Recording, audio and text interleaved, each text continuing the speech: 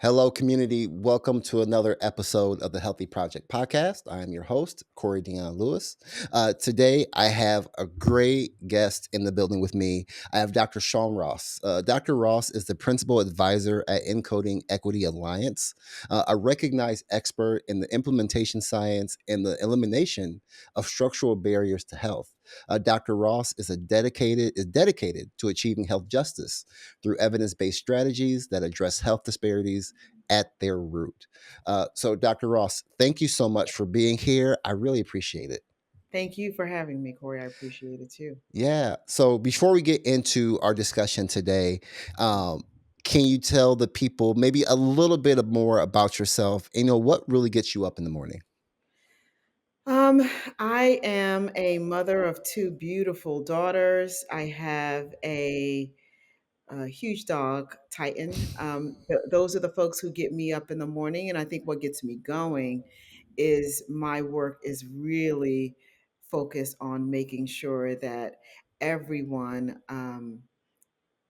everyone walks into a healthcare environment knowing that they are going to receive the best care, the most optimal care, despite what they look like. No, that's I love that. Um, can you talk? I know when we had our first conversation, when we were just even talking about the idea of having you on the show, the topic of health justice came up. And can you tell me a little bit about talk about what health justice means to you?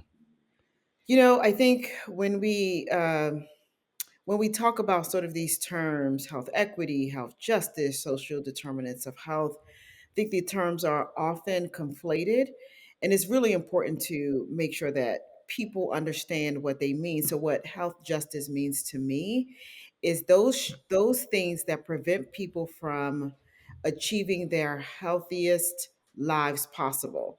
And an example of that is particularly in what I will call medical racism, where people who are Black or minoritized populations are allowed or it is normalized for them to have poorer outcomes than others.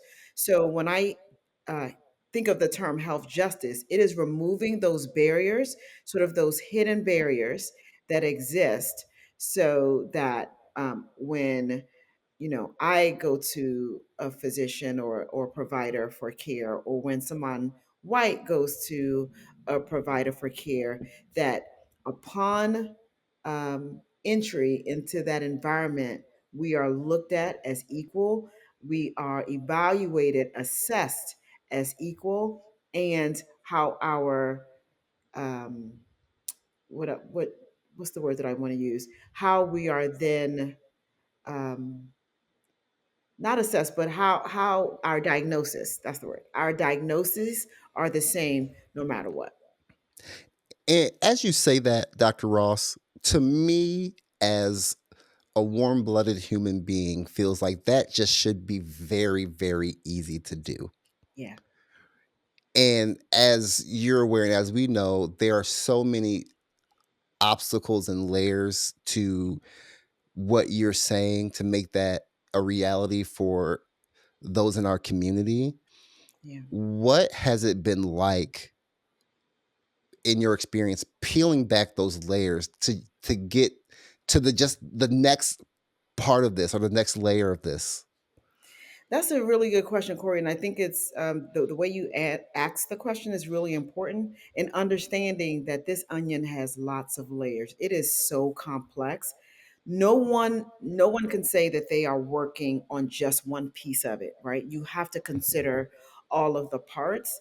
I think it's for me, when I think of how to look at this, it's you have um, unconscious biases, you have structural barriers, you have systemic barriers, you have institutional barriers, all of those which lead to the which lead to social determinants of health, which leads to the need for health equity, which leads to the um, folks like me working on achieving health justice. So when you think of it like that, you know that none of those four things that I have listed, institutional, structural, systemic, unconscious bias, are just, they're not easy. It is, Hmm. I have to tackle all of them at the same time almost in order to get to health justice. Whew. That's to just thinking of that, of tackling all of that, and you Yes. say at the same time when dealing Yeah. with one of that is a full-time thing on its own. It feels like a lot, and it can feel overwhelming. But what I take from that is it's still necessary to do, Absolutely. and it's still important work. And a question I have too, Dr. Ross, when thinking about the different layers and the different pieces that you just kind of talked about, Mhm. sometimes it may feel like um, a well-intentioned program is thought of as, oh, we're going to fix all of those different pieces. Yeah. um, why do you think many well-intended efforts fail to achieve their goal at closing these gaps?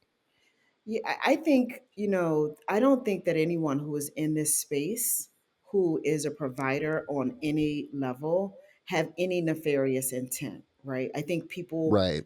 genuinely want to help and are genuinely putting effort into creation or ideating around programs that can help. The challenge is that, let's take a food program, for example. You have a group of people who are diagnosed, let's say, with diabetes or hypertension, and a health system decides that they are going to start giving them food. The challenge with doing that is that for that moment, right, you are meeting a need. That is the need of that patient in that moment. But that has not addressed the structural barrier. That has addressed social determinants of health, right? But that Hmm. has not addressed, say, unconscious bias. That has not addressed systemic barriers. That has not addressed institutional barriers. That's not addressed structural barriers. You've only addressed sort of the social determinant of health, and you only addressing it for a short time. So when we think of these food programs where, institutions say, I'm going to give someone a bag of groceries, and they put a time limit on it, you, at the end, once that person stops receiving that food, the disparity gets worse. It doesn't improve because you haven't looked at it holistically. Now, I know it's a challenge, right? Like, I'm not telling, I don't want to give people the impression that you have to do everything all at once. Giving folks a bag of groceries is necessary, it meets a Right. need.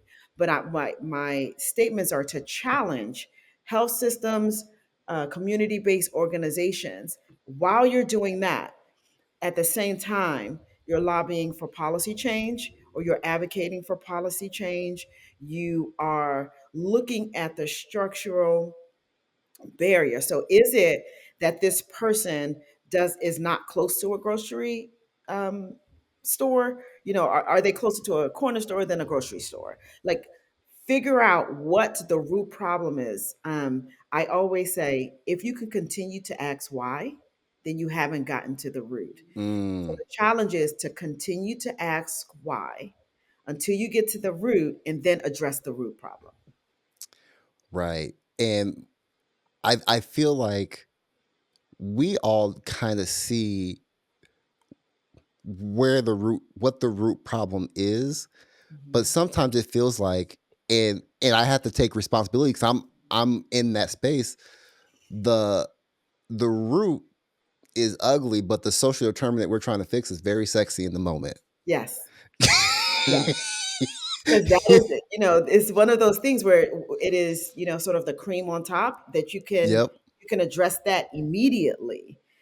Um, Millions of dollars have been spent on health equity initiatives since 2020.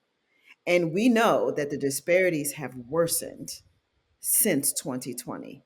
Health equity is not new. The federal government has been talking about this since the 80s, right? It's just become, to use your word, sexy in the Mhm. last couple of years. But when we think about why we've been talking about something for 40 years now and there has been no issues, is because the policies that are informing these things have not changed. And so when we talk about certain neighborhoods not having adequate access, when we talk about certain groups of people not having access, is a huge thing. Health insurance. When we talk about these folks who live in these environments not having things that are necessary for healthy living, until we get to that issue, then things won't change. And in healthcare, particularly for, if I can talk about one of the things that I am focused on right now, which is the inappropriate use of race in medicine. Mhm. Myself as a clinician, we're using those sort of coefficients or the different markers for years, for decades, as I counsel patients, only until recently realized that that is a structural barrier to health for minoritized populations. So it really is, Corey, doing the things that are sort of the cream on top, right? The things that are sexy, but always diving deeper and doing those things too. It cannot just be what's easy in the easier in the moment, because none of it is easy, but just easier. Right, and I'm glad you talked about some of the work that you have done or currently doing, because a lot of the people that listen and watch this show are practitioners, public health, healthcare, that want to improve and learn. Okay, how can we're doing the surface stuff. What can we do to get to the root cause? And can you've successfully helped remove, like you said, race as a factor in clinical guidelines at multiple institutions. Can you walk us through how you achieved this? Especially the challenges and the milestones. Like, what was that like? Yeah, I think, oh my gosh, Corey, this podcast will end up being 3 hours long if I tried to tell you all of the things. But I think it's, in understanding how to get to that, right? To your one of your earlier questions, the difference between health equity and health justice. Hmm. Health equity is closing gaps for people. Health justice is removing those structural barriers that lead to those gaps, right? And so as I was doing my work in health equity, realized that there is a structural barrier here that is preventing people from being healthy. It normalized poorer function in Black people, Asian people, Hispanic people, that just didn't make sense. So when you think of, there are groups, anthropologists, sociologists have always known that race is a social construct, not a biological one. And using that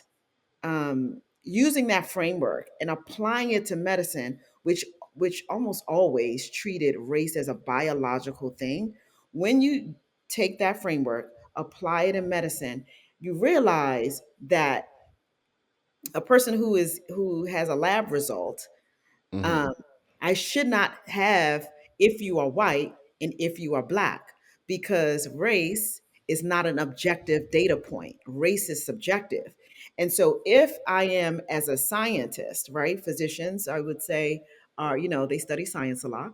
If and providers, if we know that science is saying that a race is a social construct, why am I applying it in a biological way? And so that was the reason why we created the Regional Coalition to Eliminate Race-Based Medicine in Philadelphia, why I created it, and started peeling back that onion on EGFR, on pulmonary function tests, vaginal birth after C-section, a race-based anemia guidelines, urology stone score. I mean, there are numerous. Darshali Vyas had an article in the New England Journal of Medicine called Hidden in Plain Sight, which listed like 15 tools where race is used as a biological data point. And so, using that article, the framework of understanding that race is a social construct, not biological one, led me to creating this coalition. And the coalition is successful, was successful. We removed, when all of the hospitals in the southern Pennsylvania and New Jersey, southern New Jersey region, all updated their EGFR equations, 700 people moved up on the kidney transplant list. 63 Wow. were transplanted. When you have those kinds of numbers, like that type of direct impact to people's lives, you know that the work that you're doing is impactful. And so removing structural barriers. So now I don't have to, as this work is done, we don't have to ever worry about that being an issue anymore, because now Black people, Hispanic people will now receive the same kind of kidney care that Mhm. white people do. And, we say that Black people are disproportionately on kidney transplant lists, they're disproportionately receiving diabetes. Well, if we don't allow their kidneys to die by giving them a higher score than what is truly their result, then Right. we don't have that issue anymore. Right. Man, and that is a significant number. Like that's a lot of lives Yes, saved solely yes, by going to the root cause of the issue. absolutely, Wow. Um absolutely. you talked a lot about, bringing different people to the table. When we last spoke, and how important is it to involve various disciplines? So like epidemiology, sociology, specifically to the health justice movement. You know, in order for us to realize health justice, we cannot operate in homogeny, right? It Mhm. cannot just be physicians at the table. It can't trying to solve this issue for healthcare. And I am healthcare. For healthcare, it cannot just be physicians, it cannot just be nurses, it cannot just be, the people who are practitioners of health. We need to involve people who are experts in data, the epidemiologists. We need to involve people who are experts in, in how societies function, sociologists, anthropologists. We need these people to help us understand, like I mentioned earlier, sociologists and anthropologists have always said that race is a social construct. Applying that to medicine is what helped 700 people move up on the kidney transplant list and 63 get transplanted. Applying that to medicine is what will allow Black women or Black people to get FRAX scores and DEXA Mhm. scans to prevent them from, not prevent them, but uh, help us understand what their fracture risks are. And so having these different groups at the table we have a problem, and every all of these groups are giving their opinions and ideas about how to do it from their expertise is the only way that we're going to be able to move the needle on this. But it requires everyone at the table and not just one discipline. Right. No, 100%. And right now when I'm thinking about, bringing different people to the table, and I'm specifically talking about this year 2025, a lot of people are afraid in this space. Like people are scared to talk right now, right now, in fear of saying the wrong thing, doing the wrong thing. But how should we, as healthcare professionals, public health professionals, um, in your opinion, how should we move right now, given the current environment where the work that you're doing is still important, and it can be the wording or the verbiage may be villainized in some situations. Yeah, I think that first, I should say, I empathize with all of us in Hmm. this time. It is very difficult to know that you are doing good work, the right work, and um, there is a concerted effort to stop your work. So I empathize with all of my fellow practitioners out there who are doing the necessary work to achieve health equity in this country. I will also say that this work requires perseverance. This work requires resilience, and this work requires passion. And if we have all of those things, if we continue, the civil rights movement, Corey, didn't happen over the course of 4 years. It happened over the course of decades. Mm. I mentioned earlier that health inequities or disparities has been talked about since the 80s when really, the country really started collecting data.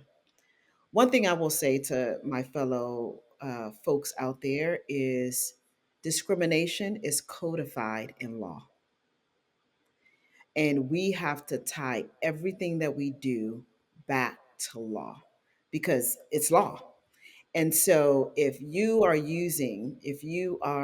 doing this work and you can prove that one group is being discriminated against versus another group, then that's a win.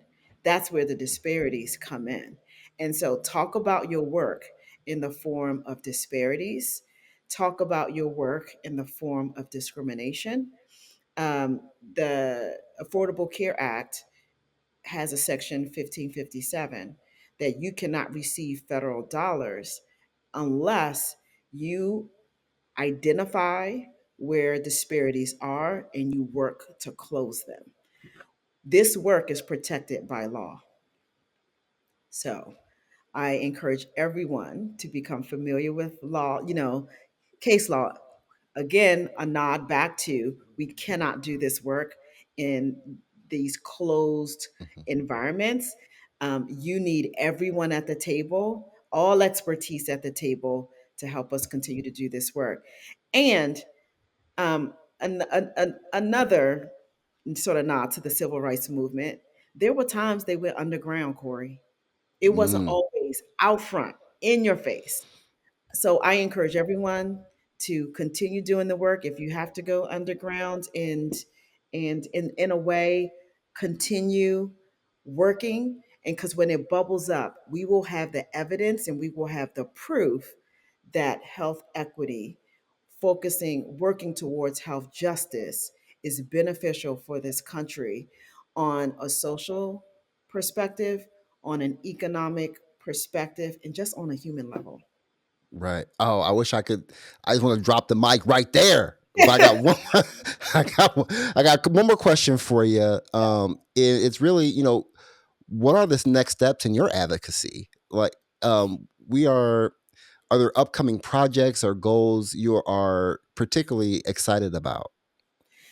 Yeah, I will say that I am always excited about all of this, all of the work. As an implementation scientist, my focus right now is continuing to address the medical racism and removing those barriers to health in the form of clinical algorithms or clinical decision tools. My work with the Encoding Equity Alliance at the Council for Medical Specialty Societies is taking this work national and helping everyone understand that there is an inappropriate use of race that exists in all facets of healthcare and helping nationally identify where those exist, where they exist in clinical decision tools, for medications, for diagnostic testing, for screening, for assessment, identifying them, finding um, the appropriate data point to replace it because race is really being used as a proxy. So what's the appropriate data point that which we should be replacing that with, and disseminating that across the nation to the point where Race will be universally accepted um, as something social and not biological. I love that. Dr. Ross, thank you so much for being on the podcast today. Anybody listening or even watching that wants to learn more about the work you do, maybe connect with you, where can they find you? They can find me on LinkedIn. I am not very savvy on social media in general, but I am on LinkedIn. And so please reach out. Sean Ross, and it's spelled Seun, last name Ross. Reach out and we can continue this conversation and pushing this work forward. Yes, and I'll also make sure I have that in the description of this episode. But again, Dr. Ross, thank you so much for being here, and everybody, thank you so much for listening to the Healthy Project podcast. I'll holler at you next time. Talk soon.